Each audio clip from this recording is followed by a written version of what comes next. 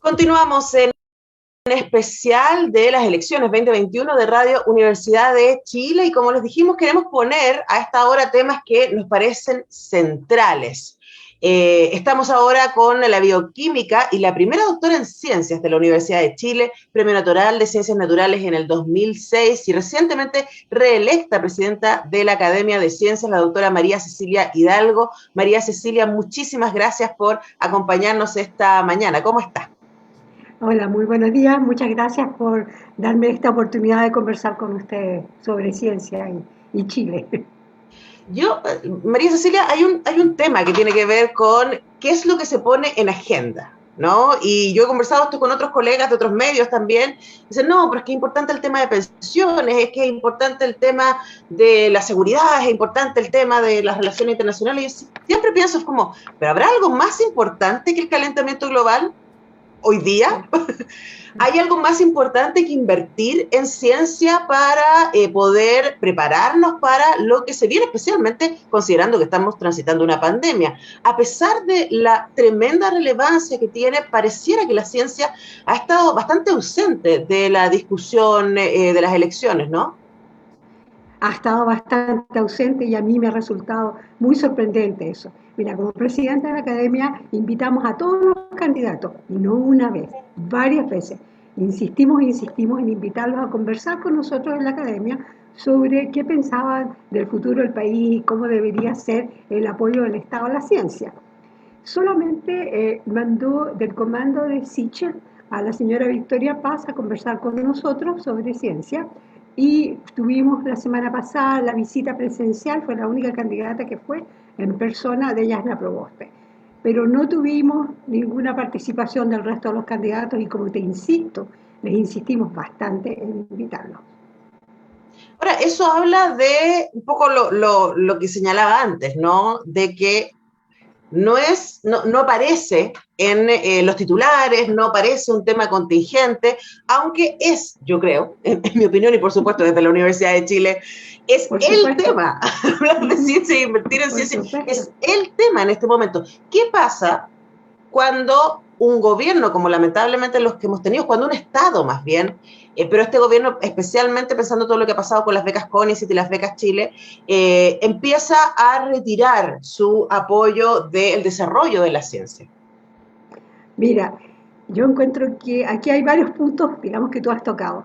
Uno es que Chile, de alguna manera, que yo no comprendo bien, no se ha comprometido, el Estado chileno, con el desarrollo de la ciencia. Y eso contrasta con la pequeña comunidad científica que tenemos en Chile, pero que al mismo tiempo es muy eficiente y ha generado ciencia de muy alta calidad y que podría realmente, con más apoyo estatal y también privado, podría abordar todos los problemas tan graves que tenemos y que vienen en el futuro. O sea, por ejemplo, si no hubiera habido, te doy un ejemplo muy simple, si no hubiera habido laboratorios universitarios en que se pudiera hacer PCR, en muchas regiones del país no se habría podido prácticamente hacer diagnósticos porque hubo regiones en que las universidades estaban haciendo más del 90% de los ensayos.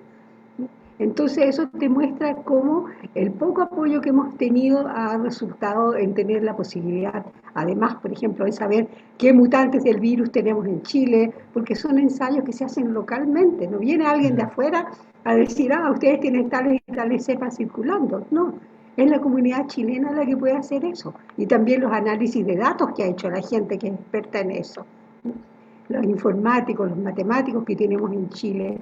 Y mira, y yo te quería dar, porque uno siempre habla, digamos, del poco apoyo, pero yo si pudiera darte unas cifras, bien, bien cortito. Mira, Por favor. el 2014 tuvimos el apoyo más sustantivo a la ciencia, la tecnología y la innovación, con un presupuesto de 980 millones de dólares, lo calculé a 850 dólares, lo dividí lo que hay.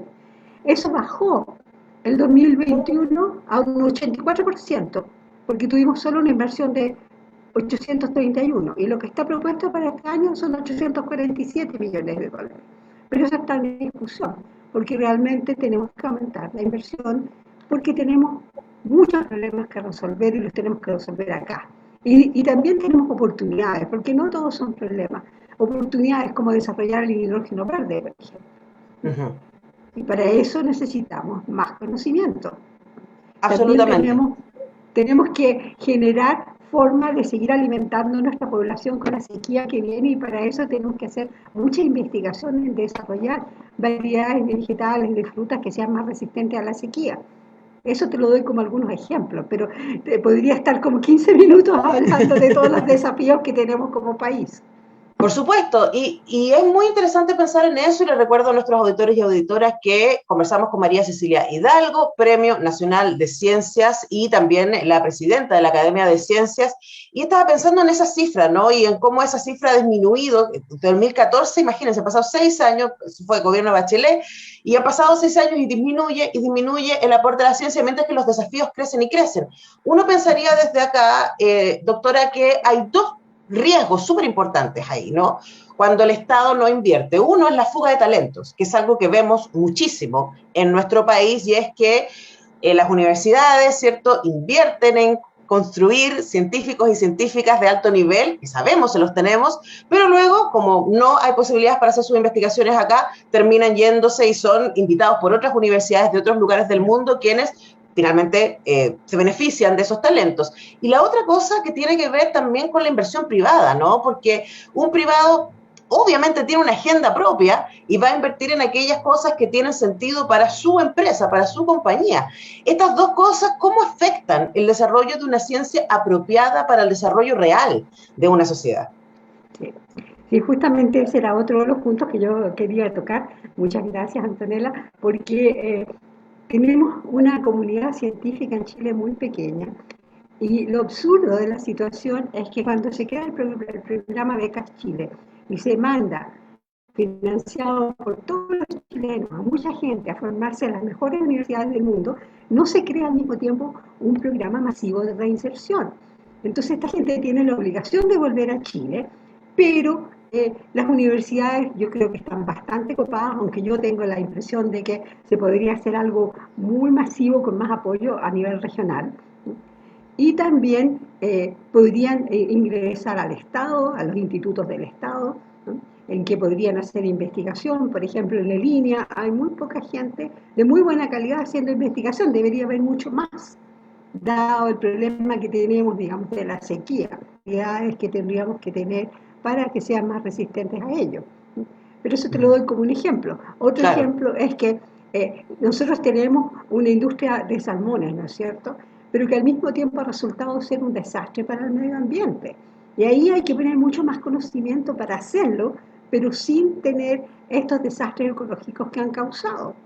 Entonces, son desafíos muy importantes que tenemos como país, y que tenemos con el apoyo del Estado y de los privados, que de alguna manera no han hecho el aporte que los países más desarrollados sí hacen a la ciencia, y no solo a la ciencia, porque también los privados en los países, digamos, más desarrollados aportan a cosas que les interesa desarrollar, pero también tienen esta cosa filantrópica, ¿no?, que aquí en Chile no existe.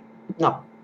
Aquí básicamente los privados van a aportar el desarrollo de ciencia cuando les conviene, literalmente para su beneficio más o menos cercano, ¿no? Conversamos con la doctora María Cecilia Hidalgo, presidenta de la Academia de Ciencias, ella misma, además, Premio Nacional de Ciencias. Doctora, usted nos decía al principio que ustedes invitaron a todos los candidatos, y la candidata solo fue la candidata Yasna Proboste a reunirse con ustedes. ¿Cómo estuvo esa conversación? Fue muy interesante porque se nota que ellos han elaborado un plan bastante bien estudiado, y ellos proponen aumentar desde ya al doble la inversión del Estado, y también impulsar medidas para que haya más inversión privada. A mí me pareció muy interesante ese planteamiento.